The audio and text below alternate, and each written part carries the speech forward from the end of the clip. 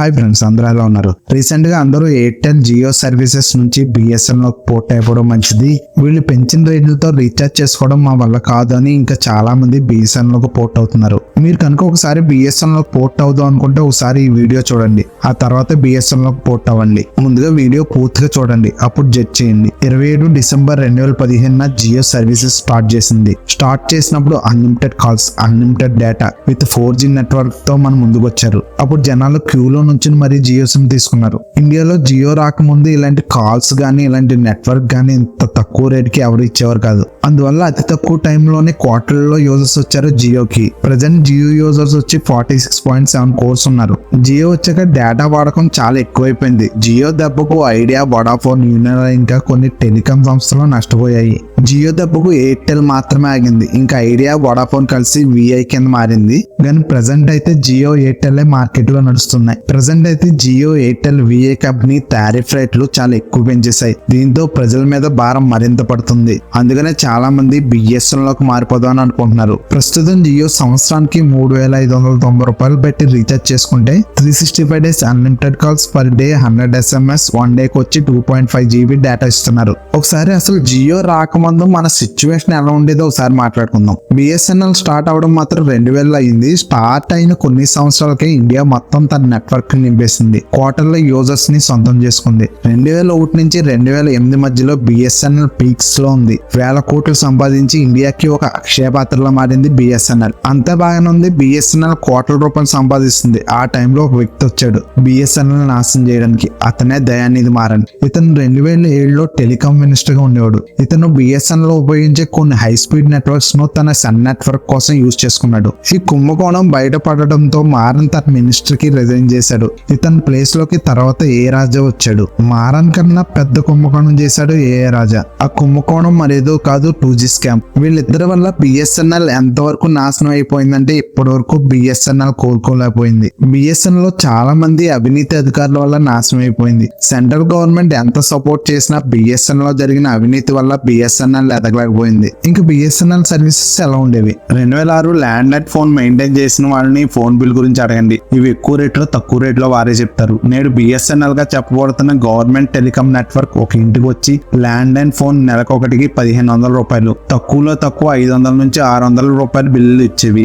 ఏం వాడిన వారికి కూడా సర్వీస్ ఛార్జ్ కింద 500 రూపాయలు బిల్ వేసేవారు. టెలిఫోన్ బిల్ వచ్చిందంటే అప్పట్లో వినియోగదారుడు గజగజ వణికిపోయేవారు. ఎక్కువగా 2,000 రూపాయలు టెలిఫోన్ బిల్ కూడా వస్తుండేది. డేటా పరంగా చెప్పాలంటే నెట్ స్పీడ్ ఎంతలా ఉండేదో చెప్పక్కర్లేదు. ఇకపోతే బిఎస్ఎన్ఎల్ కస్టమర్ కేర్ సర్వీసెస్ బాగుండాలి, కానీ గవర్నమెంట్ సర్వీసులు ఏదైనా సరే వినియోగదారుకి కనీస గౌరవ మర్యాదలు ఎవరు. బిఎస్ఎన్ఎల్ కాల్ ఒకటి మాత్రం క్వాలిటీగా ఉంటుంది, డేటా మాత్రం అంతంత మాత్రంగానే ఉంటుంది. కస్టమర్ కేర్ కి సరైన సపోర్ట్ ఉండేది కాదు. ప్రాబ్లం వస్తే 1 వీక్ గానీ సాల్వ్ అయ్యేది కాదు. ఆఫీస్ కి వెళ్తే సరిగ్గా రెస్పాండ్ అవ్వరు. దానికి కారణం బిఎస్ఎన్ఎల్ ఒక గవర్నమెంట్ సంస్థ కాబట్టి. దీంతో జనాలు విసుగు వచ్చింది. ప్రత్యామ్నాయం కోసం చూస్తుంటే జియో వచ్చింది. దీంతో జియోలోకి షిఫ్ట్ అయిపోయారు. జియోకు ముందు ఎయిర్టెల్, ఐడియా ఉండేవి. అవి కొన్ని సంవత్సరాలు ప్రజలను పీడించాయి కూడా. అప్పట్లో ఈ 2 సంస్థలు ప్రజల నుండి చాలా ఎక్కువ ఛార్జెస్ వసూలు చేసుకునేవి. అప్పుడు వచ్చింది టాటా డోకోమో సెకండ్స్ ప్లాన్. అంటే ఎన్ని సెకండ్స్ మాట్లాడుకుంటే అన్ని సెకండ్స్ మనీ కట్టడం. దీంతో చాలా మంది first SIM Airtel, idea, BSNL ఉండేవి. సెకండ్ సిమ్ వచ్చి మాత్రం టాటా డోకోమో ఉండేది. తర్వాత పెద్ద సంస్థలైన ఎయిర్టెల్, ఐడియా కూడా డోకోమో పాటలో నడిచాయి.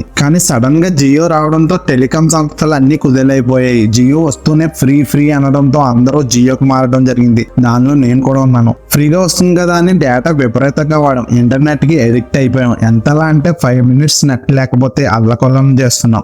జియో యూజర్లు పెరిగారు. రేట్లు పెంచడం స్టార్ట్ చేసింది. ఇది వరకు రీఛార్జ్ చేయకపోయినా మన సిమ్ 2-3 సంవత్సరాలు వ్యాలిడిటీ ఉండేది. కానీ ఇప్పుడు ప్లాన్ ఎక్స్పైర్ అయిన సెకండ్ నుంచి మన కాల్స్ అనేవి చేసుకోలేము. అది మన పరిస్థితి ఇప్పుడు. టెలికాం సంస్థలు 3 ఆర్థిక వ్యవస్థలను ఫాలో అవుతాయి ఇప్పుడు.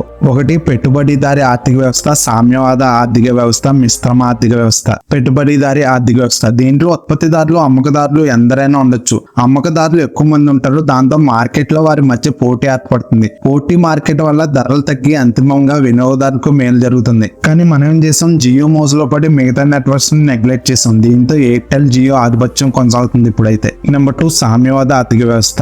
సామ్యవాద ఆర్థిక వ్యవస్థలో ఉత్పత్తి ధరలు ప్రభుత్వం చేతిలో ఉంటాయి. దీనివల్ల ఉత్పత్తి మార్కెటింగ్ ధరలు పూర్తి స్థాయిలో ప్రభుత్వం అజమాయిషీ చేస్తూ ఉంటాయి, అంటే బిఎస్ఎన్ఎల్ అనమాట. నెంబర్ 3, మిశ్రమ ఆర్థిక వ్యవస్థ. ఇది భారతదేశంలో ఉన్న ఆర్థిక వ్యవస్థ. ఇక్కడ సామ్యవాదం, పెట్టుబడిదారి ఆర్థిక వ్యవస్థను రెండింటిని కలపడం వల్ల మిశ్రమ ఆర్థిక వ్యవస్థ ఏర్పడింది. ఉత్పత్తిదారుడు, అమ్మకదారుడు తన ఇష్టం వచ్చిన ధరకు అమ్ముకోవచ్చు. దీంట్లో ఉత్పత్తిదారులు, అమ్మకదారులు చాలా ఎక్కువ ఉంటారు. అమ్మకదారుల మధ్య సహజమైన పోటీ ఏర్పడి ఇందులో కూడా వినియోగదారుడికి ప్రయోజనం కలుగుతుంది. కానీ ఇక్కడ ఒక చిక్కు ఉంది. అమ్మకదారులందరూ సిండికేట్ గా ఏర్పడినప్పుడు ధరలు పెరిగి వినియోగదారుడు నష్టపోతాడు. ఇది పెట్టుబడిదారు యొక్క ముఖ్య లక్షణం. ప్రజెంట్ అదే జరుగుతుంది మన టెలికాం సంస్థలో. ఇంతకు ముందు రైల్వే, విమాన శాఖ, పోస్టల్, టెలికమ్యూనికేషన్స్ ఇవన్నీ ప్రభుత్వ అజమాయిషీలో ఉండేవి. టెలికమ్యూనికేషన్ పూర్తి స్థాయి ప్రభుత్వ రంగ సంస్థ. దాని పేరు అప్పుడు బిఎస్ఎన్ఎల్ కాదు, ఇండియన్ టెలికాం అనే సంస్థ పేరు ఉండేది. అప్పుడు ఈ టెలికాం వ్యవస్థ సాధారణ ప్రజలకు ఏమాత్రం అందుబాటులో ఉండేది కాదు. ఒక ఫోన్ కనెక్షన్ కావాలంటే ఒక ఎంపీ ప్రయత్నం చేస్తే ఆ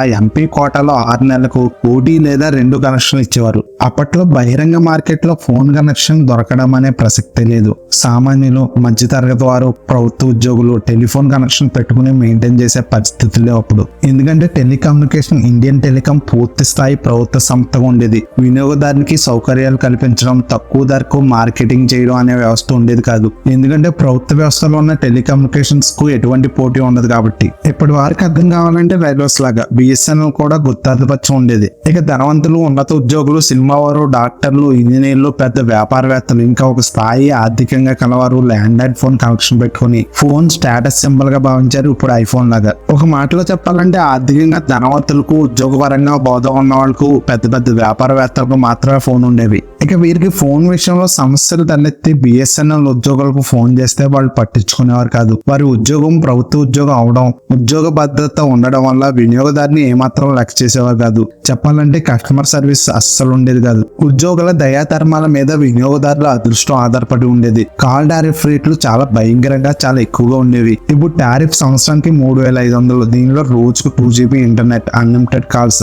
per day 100 messages, 365 days incoming సేవలు. కానీ 2006 వరకు ల్యాండ్ లైన్ ఫోన్ కు నెలకు ₹1000 మాత్రమే. ఇందులో ఓన్లీ కాల్స్ మాత్రమే. అది ల్యాండ్ లైన్. ఇందులో ఇంటర్నెట్ గానీ మెసేజ్లు గానీ ఉండవు. కానీ నెలవారీ బిల్లు వచ్చి మాత్రం మినిమం 1500 ఉండేది, లేదా 500 నుంచి 600 వచ్చేది బిల్లు. ఇప్పుడు ధరలు పెంచారని ఎంత గోల చేస్తున్న ఈ తరం వారికి 20 సంవత్సరాల క్రితం బిఎస్ఎన్ఎల్ ఆధిపత్యంలో వినియోగదారుడు ఎంత నలిగిపోయాడో తెలియదు. ఇవాళ బిఎస్ఎన్ఎల్ అంటూ మనం ట్యాగ్లింగ్ చేస్తున్నాం, కానీ దానికి పోటీ లేనప్పుడు, కనక వర్షం కురుస్తున్నప్పుడు రాజకీయ నాయకులు, బిఎస్ఎన్ఎల్ సంస్థ ఉన్నతాధికారులు తమ అవినీతితో తమ సంస్థను తామే నిలుదోపిడీ చేసుకున్నారు. నిన్న ముంచారు బిఎస్ఎన్ఎల్ ని. రాజకీయవేత్తలు, టెలికమ్యూనికేషన్ మంత్రులు 2G స్కామ్, 3G స్కామ్ చేసి వాళ్ళు లక్షల కోట్ల ప్రజాధనాన్ని అప్పనంగా బుక్కారు. అందువల్ల బిఎస్ఎన్ఎల్ అనే సంస్థను నిండా ముంచి నిలవ నీడ లేకుండా చేశారు. సంస్థ ప్రైవేట్ ఆపరేటర్లు ఎదుర్కోవడానికి సరిపడా ఆర్థిక, సాంకేతిక సహాయం ప్రభుత్వం ఏమాత్రం చేయలేదు.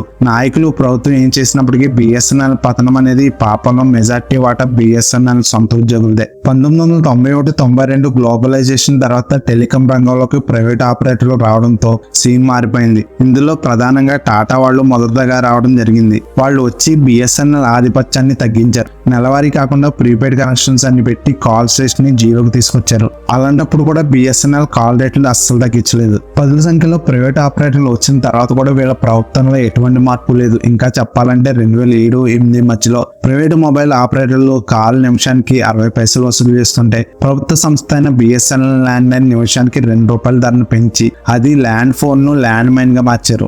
దాంతో ప్రైవేట్ ఆపరేటర్లు ఇంకా పుంకాలుగా వచ్చి పోటీపడి కాల్ రేట్లను తగ్గించడం ద్వారా వినియోగదారులకు ప్రయోజనం కలగడం మొదలైంది. ప్రస్తుతం అయితే అతి తక్కువ ధరకు నెట్వర్క్ లో ఉచితంగా కాల్స్, SMS అందించిన ప్రైవేట్ ఆపరేటర్లు భారత టెలికాం రంగంలో 3 కంపెనీలు నిలవడం, పోటీదారులు లేకపోవడంతో జియో, అంబానీ ఆధ్వర్యంలో వీళ్ళు కుమ్మక్కై సిండికేట్ గా ఏర్పడి వినియోగదారుని నడ్డి విరుస్తున్నారు. గతంలో ప్రైవేట్ వాళ్ళ ధరల యుద్ధంలో వినియోగదారికి పూర్తిగా మేలు జరిగేది. కానీ జియో ఆధిపత్యం వల్ల మిగతా సంస్థలకు మనుగడ లేకపోయింది. దీంతో జియోకి ఎదురు లేకుండా పోయింది. అంబానీ జియో డేటాను ఉచితంగా ఇచ్చి తర్వాత చాలా తక్కువగా ఉండే సగటు మనిషి భరించగలిగే స్థాయిలో పెట్టి ఇప్పుడు వినియోగదారుడు కొనలేని స్థాయిలో టారిఫ్ రేట్లు భారీగా పెంచారు. దీంతో అమ్మకదారులందరూ సిండికేట్ గా పోటీగా ఏర్పడి వినియోగదారుడి మీద ధరల భారం మోపారు. ప్రస్తుతం మనకున్న ఏకైక ప్రత్యామ్నాయం ప్రభుత్వ వ్యవస్థ అయినటువంటి బిఎస్ఎన్ఎల్ గవర్నమెంట్ సంస్థ అయినప్పటికీ టాటా గ్రూప్ షేర్ తీసుకోవడంతో బిఎస్ఎన్ఎల్ డెవలప్ అవుతుందని అందరూ అనుకుంటున్నారు. అందువల్ల చాలా మంది బిఎస్ఎన్ఎల్ పోర్ట్ అవుతున్నారు.